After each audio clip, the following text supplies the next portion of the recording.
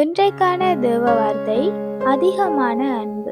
யோவான் 15ஆம் அதிகாரம் 18ஆம் வசனத்துல சொல்லப்பட்டிருக்கு, ஒருவன் தன் சிநேகிதருக்காக தன் ஜீவனை கொடுக்கிற அன்பிலும் அதிகமான அன்பு ஒருவரிடத்திலும் இல்லை. சாதாரணமாக சிநேகிதம் உயிரையும் கொடுக்க துணையும் என்று ஒரு கருத்து உண்டு.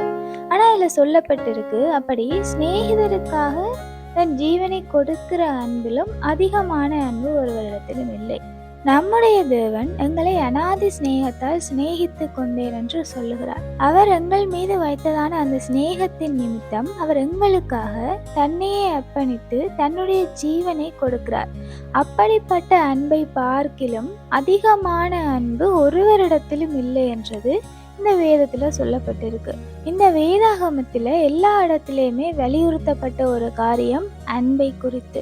ஆனா தேவனுடைய அன்பை பார்க்கிலும் அதிகமான அன்பு ஒருவரிடத்திலும் இல்லை. தேவன் சொல்றார், நான் உங்களை ஊழியக்காரர் என்று சொல்லுகிறதில்லை, ஏனெனில் ஊழியக்காரன் தன் எஜமான் செய்கிறதை அறிய மாட்டான். ஆனா நான் உங்களை சிநேகிதன் என்றே சொல்லுகிறேன், ஏனெனில் என் பிதாவினிடத்தில் நான் கேள்விப்பட்ட எல்லாவற்றையும் உங்களுக்கு அறிவித்தேன். தேவன் எங்களை சிநேகிக்கிறார். எங்களை ஊழியக்காரர் என்று சொல்லாமல் தேவன் எங்களை சிநேகிதர் என்றுதான் அழைக்கிறார். அவர் செய்கிற எல்லா காரியங்களையும், அவர் செய்ய போகிறதான காரியங்களையும் இந்த வேத புத்தகத்திலே எழுதி வைத்து போயிருக்கிறார். என்னை சிநேகிக்கிறவர்களை நானும் சிநேகிக்கிறேன் என்று தேவன் சொல்லி இருக்கிறார். உண்மையில் தேவன் மேலே அன்பு வைத்திருக்கிறவர்களை, தேவனை சிநேகிக்கிறவர்களை தேவனும் சிநேகிக்கிறார்.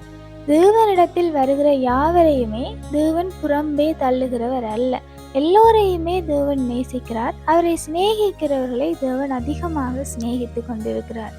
உண்மையில் எங்களை சிநேகித்து எங்களுக்காக அவருடைய ஜீவனை கொடுத்ததான அந்த அன்பிற்கு நிகராகவும் அந்த அன்பிற்கு மேலாகவுமான ஒரு அன்பு ஒருவரிடத்திலும் இல்லை.